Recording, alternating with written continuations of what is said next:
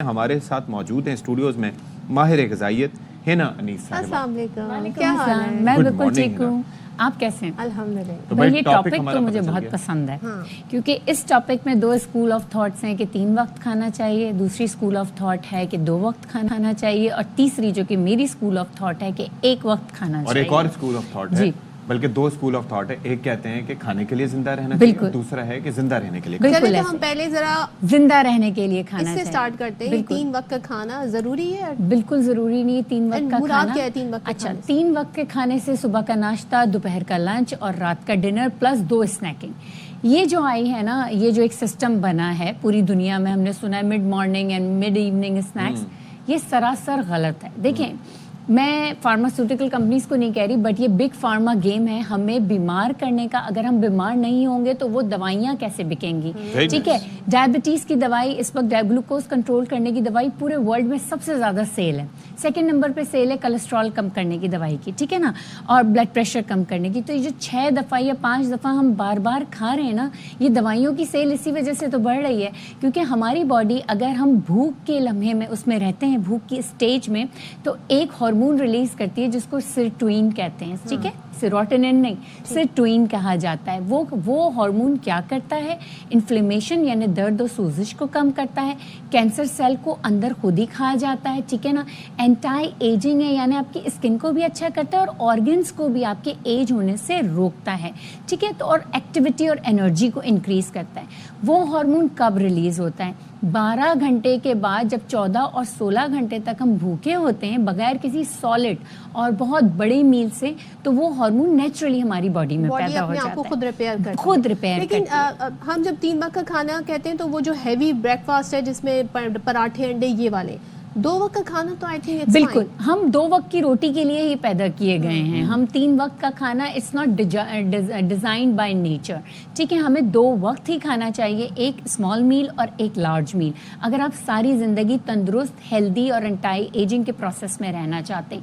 देखिए, हम जब से पैदा होते हैं ना, हम एक मुर्गी के बच्चे की तरह पैदा होते हैं। जिस तरह वो मुर्गी का बच्चा बड़ा हो रहा होता है ना, इस तरह हम भी बड़े होकर कुक हो रहे होते हैं। We all are glycating every day. हम सब मौत की तरफ जा रहे हैं, तो हम सब पक रहे हैं। इसमें अपने आप को जो जितना रोक सकता है एंटी एजिंग से, वो खाने से रोक सकता है।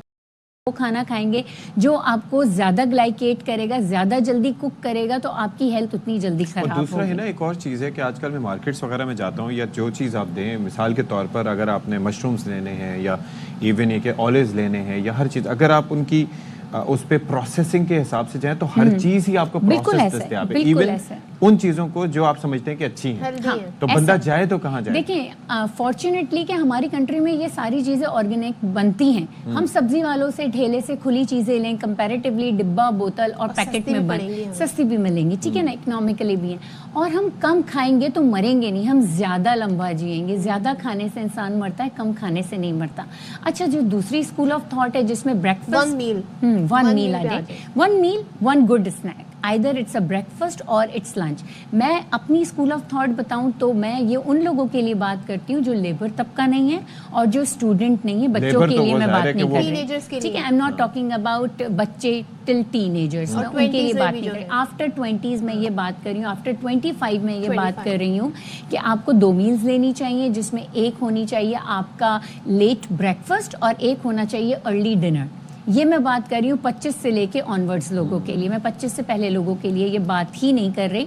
कुछ 25 वाले भी ऐसे होंगे जो कि हाईली एक्टिव लोग होंगे, एथलीट्स होंगे, स्पोर्ट्समैन होंगे, उनकी नीड्स अलग है, उनकी कैलोरिक रिक्वायरमेंट अलग है, तो उनको 2 से 3-4 दफ़ा भी लिया जा सकता है उनके लिए। मजदूरों की रिक्वायरमेंट अलग है, बच्चों की रिक्वायरमेंट अलग है, स्पोर्ट्स पर्सन की रिक्वायरमेंट अलग है, तो उनको ज़रूर सुबह का नाश्ता लेना चाहिए और उसमें बैलेंस लेना चाहिए। प्रोटीन अच्छे होने चाहिए, मीन्स अंडे की शक्ल में, दाल की शक्ल में, कबाब की शक्ल में, बीन्स की शक्ल में, और इसके साथ कार्बोहाइड्रेट हेल्दी होनी चाहिए, फ्रूट्स की शक्ल में, ओट्स की शक्ल में, जौ, जई, बाजरा की शक्ल में।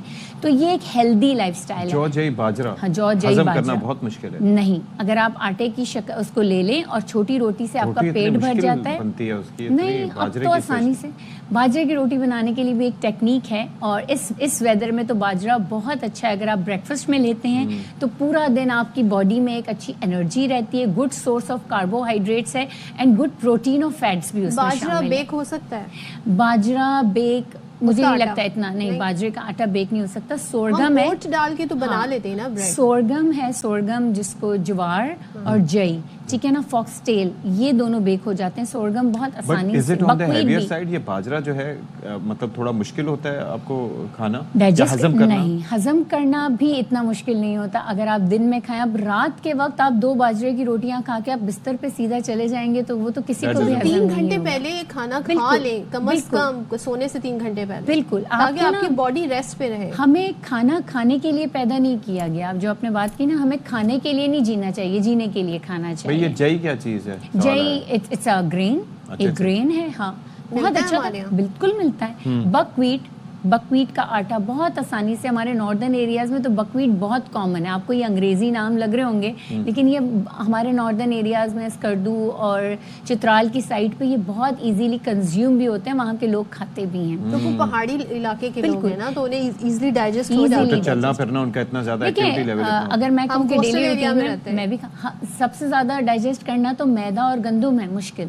हमने उसको सालों से इतना स्टेपल फूड बना लिया, इतना कंज्यूम कर लिया कि हमें लगता है ये आसान है, बल्कि हमारी डाइट में ये जो गंदुम और मैदा और ब्रेड, डबरोटी, ये जो सब चीजें हमने मिल रही खाने हैं का ना, नाम ही इन चीजों को दे दिया है। बिल्कुल बिल्कुल ऐसा ही। क्या होता है कि अब आप देखें, हर दूसरा इंसान थका हुआ है, हर दूसरे इंसान के बॉडी में कहीं ना कहीं क्रॉनिक पेन्स हैं, हाजमे की हर किसी को शिकायत हो रही है, कोई खाना सही डाइजेस्ट नहीं कर पा रहा। मसला सारा यही है कि हम गंदुम और ये सारी चीज़ें मैदा खा रहे हैं। दूसरा ये कि हम टाइम नहीं दे रहे अपनी बॉडी को रीसेट करने में, हिना, ऑर्गन बिजी हैं खाने को डाइजेस्ट वैसे करने मुझे में। एक बात बताएं कि हम अक्सर अपने शोज में बात कर रहे होते हैं कि ये जो चीनी है ये वाइट पॉइजन है, ठीक है।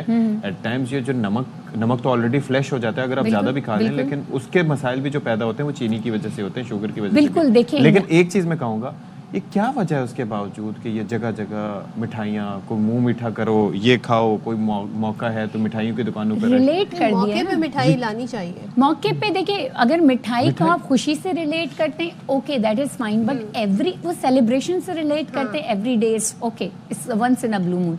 लेकिन उसी रिलेशनशिप ने ना हमें एक ऐसी ब्लैंक थॉट में डाल दिया है कि हम अगर डिप्राइव या सैड फील होते हैं तो हम अपने आप को डिपेंड कर देते हैं किसी मीठे, किसी डिजर्ट पे, किसी मिठाई पे, कि चलो मीठा खाएंगे तो हमारा मूड सही हो जाएगा। सबसे पहले तो एक प्रो टिप ये है कि जब भी आपका मूड खराब है, आप मीठे के पास ही ना जाए, क्योंकि आपका ब्रेन सिग्नल देगा, आपको लगेगा कि अब मेरा मूड ये मीठा ही ठीक कर सकता है, तो फौरन से आपका दिमाग, आपकी एनर्जी, आपकी तमाम चीजें आपकी मीठे की तरफ आपकी इसकी अट्रैक्ट टिप में एक चीज और इंक्लूड कर दूं, अगर आपको बहुत मीठे की तलब हो रही है, थोड़ा सा नींबू पानी पी लें। बिल्कुल, खजूर खा लें। बिल्कुल, खत्म। नींबू पानी पी लें, कोई सॉल्टी चीज खा लें, आपकी बॉडी में प्रोटीन और सॉल्ट की कमी हो रही है, इसलिए आपको मीठा ज्यादा क्रेव। भाई मैं कहता हूँ अगर मीठा खाना है, एक फिग ले लें, वो खा लें, खजूर खा लें, खजूर खा लें। अल्लाह खजूर अल्लाह से खैर अच्छा मीठा कोई नहीं है। Definitely. खजूर डायबिटिक लोग भी खाते हैं, क्योंकि खजूर के अंदर जो शुगर है ना, वो एलेलॉस नाम और का मैं नहीं शुगर कह है। रहा, हिना ने कहा है कि मीठे से खा दूर रहें।